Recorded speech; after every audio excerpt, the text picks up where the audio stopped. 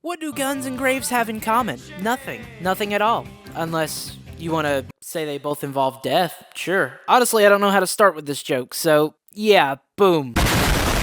Unless you are a video game released in 2002 for the glorious PS2. This right here is my favorite thing. Yeah, this game is based on some sort of anime with the same name. Gungrave was developed by Red Entertainment and published by Sega in North America only. Seems everywhere else got different publishers, like the PAL version is published by Activision of all people. The hell, aren't they the company that produces a new Call of Duty every year? Anyways, once we start the game, we see snow falling, and a bunch of the city, and some girl carrying a case. And then she falls and passes out the door. I hope she is okay. But then we grab our guns and gear from that same box, and then we take out the syndicate. I suppose they're some kind of mob organization. Sorry, let me nerd out for a second. Kinda like the Red Dragon Crime Syndicate from Cowboy Bebop. Okay, well, anyways, the girl wakes up and then she basically says, we are gonna destroy the syndicate. Fellow named Harry McDowell? Who was that? Ich weiß nicht, glaubst du? Ich soll es wissen? Ich bin nicht so schlau. So, first level is Slaughterhouse. You know how we do it. We just go to the club, gonna party, and just stand menacingly and approach a guy and start blasting. Oh wait, you don't do that? Oh, I'm sorry. I got real life and Gungrave mixed up. Anyway, our guy runs away, which is very funny. Where are you going? Anyways, the game tells us to kick their asses. Their asses? Yeah, no, that's what I'm talking about. So basically, this game is like an arcade game. You can target, shoot, and use a melee attack, which they all do pretty good damage, but the game has this sort of like controls. I mean, look at when I started, but later I got used to it. Usually when I clear a part of the stage in the game, it says go in a direction. Very arcadey-like, I don't know, Virtua Cop or something. But anyways, I fight on, and I gotta say, I am certified badass. Anyways, soon enough, I make it onto the roof of the building, and I have to take care of multiple enemies, and I finally get done with them, and what did I just do? Let me do it again. What the heck?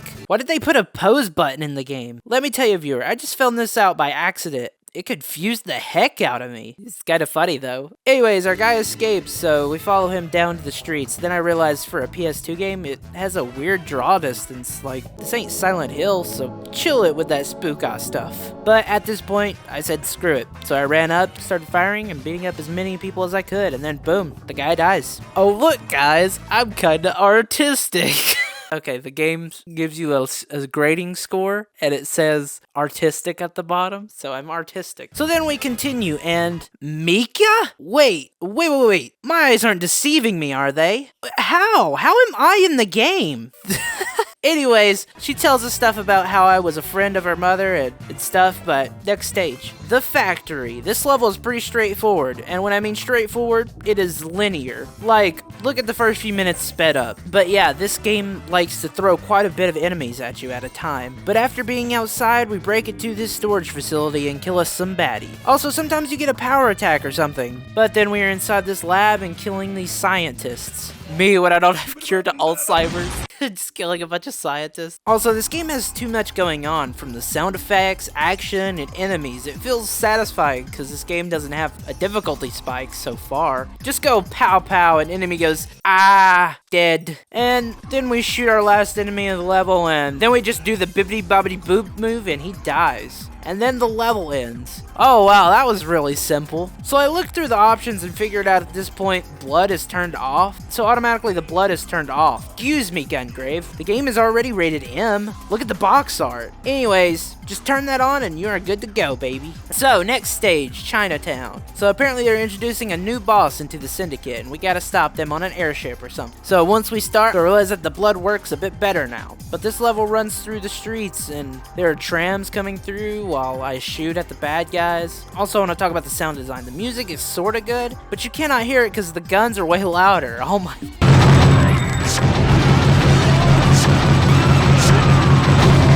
level of audio mixing is killing me. Around here in the streets, I got a little bit overwhelmed by bad guys, but usually this game gives you an armor gauge, so it feels like you're basically unstoppable. Then we soon come across this bulldozer type thing, and I gotta run. Oh no, please don't run over me. Oh, it's far behind. Anyways, we make it onto this airship, gotta take some baddies out, and then I gotta fight this level's boss.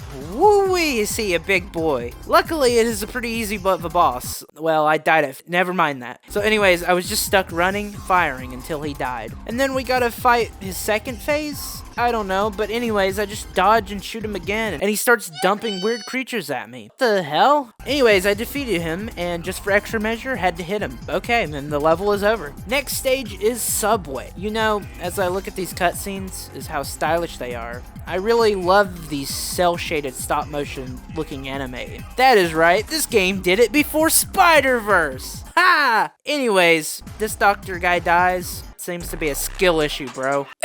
Why did I write that? Okay. The subway level, I could say, is very cramped and tightly spaced. Also, at this point, the controls show really how clunky they are in this level. I mean, look at this footage. What the heck is going on? Soon we make it into the lower levels and there's so many barrels on fire. Do all the homeless people live down here? Also, imagine that. You were just minding your own business and some guy just starts shooting up the place. So we catch a train and have to fight these guys outside. These helicopters are impossible to hit. I'm literally shooting them and they aren't dying. Anyways, then we come across this guy and then the train crashes and we gotta fight this giant robot. This boss is pretty easy, just pow, and tap the rectangle button so many times. Oh, also I use this goofy power up that spins and fires. I think this is the only time I have used that move in the entire game. So the next level is underground, so it is very simple and then ends up onto this outside elevator, which I kinda like, but it is too long of a section. But soon enough we make it to a dojo and then we have to fight this guy, which apparently his name is Bear Walkin'. Hey, I'm walking here. Okay, that was a bad joke. Soon we win and the building explodes and then we are at the bottom and have to head back into this mansion out of the ruins. Finally, the last level.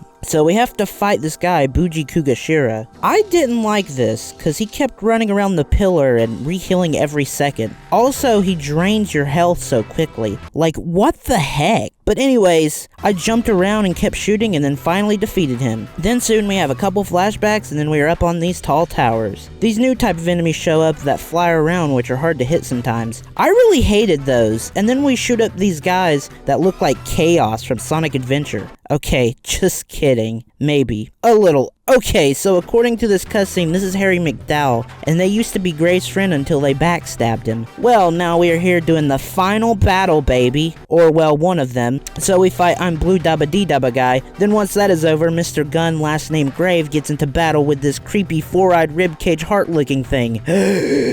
Honestly, I don't know what drugs I took this morning. Anyways, the best strategy for this battle is words and keep firing like crazy. Then when this giant mouth trying to give me the Suck 3000, I fire rockets into its mouth. Rinse and repeat, and eventually you'll win.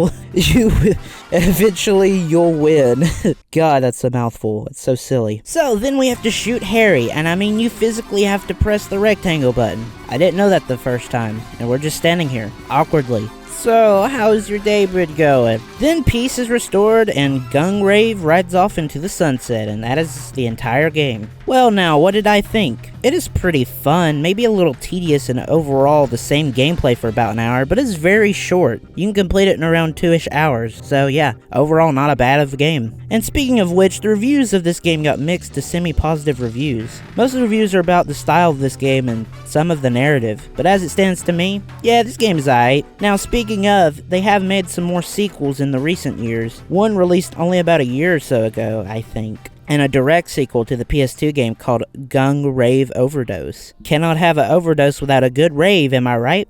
But so yeah, Gungrave for PS2 is a game to visit. You'll have a pretty fun time, so yeah. Anyways, I'd like to thank you for watching this video. The reason I haven't uploaded content in a while is because I've been super busy, pretty much it. Anyways, throw up a funny meme, Siskotic. Hey, alright.